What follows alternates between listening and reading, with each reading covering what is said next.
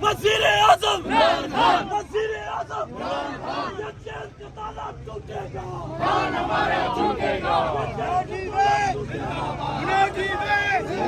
कौन बचाएगा पाकिस्तान?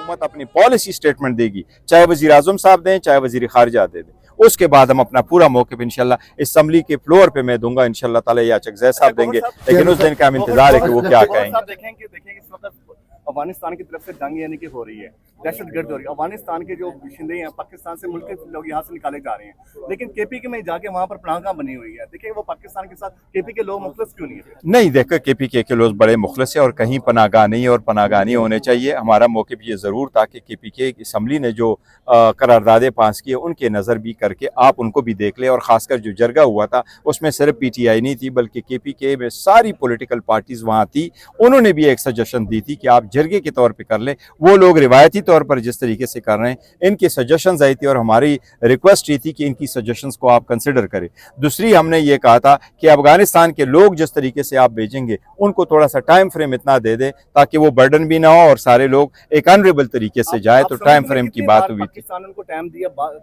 देखिए वो तो हुकूमत की पॉलिसी और जो 14 पॉइंट्स है नेशनल एक्शन प्लान के 14 पॉइंट्स है, उसमें एक पॉइंट यही भी है उनकी जो वापसी है उसमें जो तरीक़ेकार वज़ा हुआ है, और हम तो ऐलान कर चुके हैं कि जो नेशनल एक्शन प्लान के 14 पॉइंट्स है दहशतगर्दी के खिलाफ, उस पर मन अमल होना चाहिए और हर वक्त अमल होना चाहिए और सबको अमल करना चाहिए। मेरा सवाल ये है चेयरमैन साहब कि CM साहब ने कहा था कि अगर अफगान सरजमीन पाकिस्तान के खिलाफ इस्तेमाल हो रही है तो उसके सबूत दिए जाए।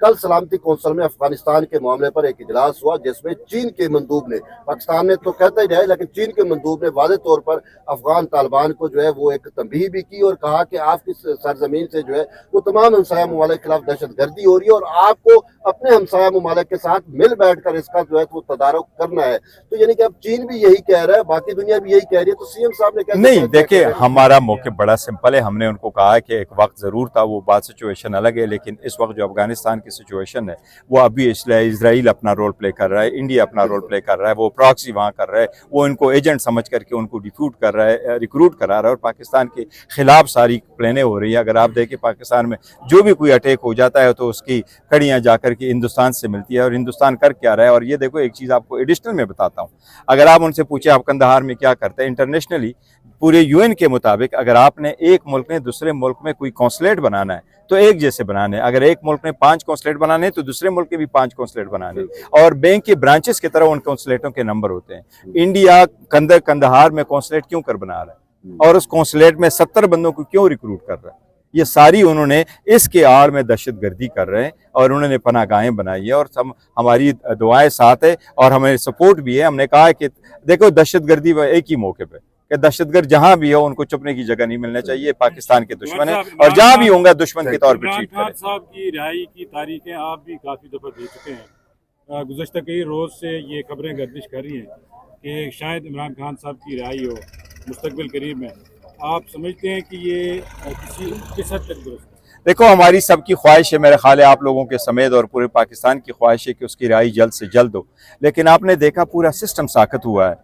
अगर इंसाफ के मुताबिक फैसले होते तो जो 17 जनवरी 2025 को खान साहब की कन्विक्शन हुई है, 35 दिन में उस पर फैसला होना था जुडिशल पॉलिसी के मुताबिक, अभी तक हो चुके होते, लेकिन सारा सिस्टम साकित है। अदालतें मैंने आज भी कहा 15 मरतबा हम सुप्रीम कोर्ट गए रिक्वेस्टें करने के लिए, 15वीं मरतबा सुप्रीम कोर्ट ने ऑर्डर पास करके हमें भेजा हाई कोर्ट चले जाओ। आज जब हम हाई कोर्ट गए थे तो ये हमारा 20वां मरतबा था सुप्रीम कोर्ट हाई कोर्ट आने का। 20वें मरतबा पे हमारा केस लग गया, सुनवाई हुई कि परसों आप आ जाइएगा तो देखेंगे। और परसों क्या देखेंगे कि आज हमने खान साहब को हॉस्पिटल लेके जाना है या हमने डॉक्टर भेजना है। खुदा के बंदो, अगर कोई ये रूल आइन कानून के मुताबिक अगर ना भी होते, एक साबिक वजीर आजम अगर आपको रिक्वेस्ट भेजता है कि मेरा जाती मालिज को मेरे पास आने दे, तो क्या ह्यूमैनिटेरियन ग्राउंड पे ये नहीं होना चाहिए था? आज हम आए, रोज कहते हैं जी आप मिलने नहीं आते, आज हमें ये मिलने दे, फिर भी कोई तसल्ली हो जाएगी। फैमिली बाहर खड़ी है, आप मिलने दे, फैमिली को, वकला को मिलने दे, बुशरा बीबी की फैमिली को मिलने दे, वो आकर के बाहर आ जाएगी। देखो, जब आप मुलाकातें रोकेंगे तो तशवीश बढ़ता जाएगा, जब आप मुलाकातें बढ़ाएंगे तो अच्छी खबरें बाहर आएगी। और अब तो कोई खुदा रा खौफ करो, कोई इस मुल्क पे रहम करो। 42% से ज्यादा गुर्बत हो चुकी है। उस नेट मीटरिंग आपने खत्म किया, वो लोग सूरज से बिजली बनाते थे, उसका कोई काम आता वो भी आपने खत्म किया। पेट्रोल आपने बढ़ा लिया, स्कूल आपने बंद करवा लिए, काम हो नहीं रहा, तनख्वाहें आपने खत्म कर दी, महंगाई बढ़ गई है। ऐसे में ऐसे इकदाम आप करोगे जिसमें दूरियां पैदा होगी, नफरतें बढ़ेंगी, तो ये मुल्क का नुकसान होगा। इस सब के लिए मेरी रिक्वेस्ट होगी कि अभी भी वक्त है, अभी भी वक्त है, कुछ करें। साहब ये बताएं कि राजा नासिर अब्बास और महमूद अख्तर को आपने फैसले का दिया हुआ था, इख्तियार मुज़ाकरात दिया। की टीम अभी तक कहां तक पहुंची है? मुज़ाकरात का ये दो करना है तो इन दोनों ने करना है, ये दो टीम है, ये दो करेंगे, ये खुद टीम भी है और टीम का हिस्सा भी है। देखिए अभी तक कोई भी, अभी कुछ भी नहीं हो रहा। थैंक यू जी, थैंक यू। अभी तक कुछ नहीं। और ठीक है, खैरियत है? ये बेटा किसका है? क्या हाल है सर? ये यार ये किसी यार, क्या कर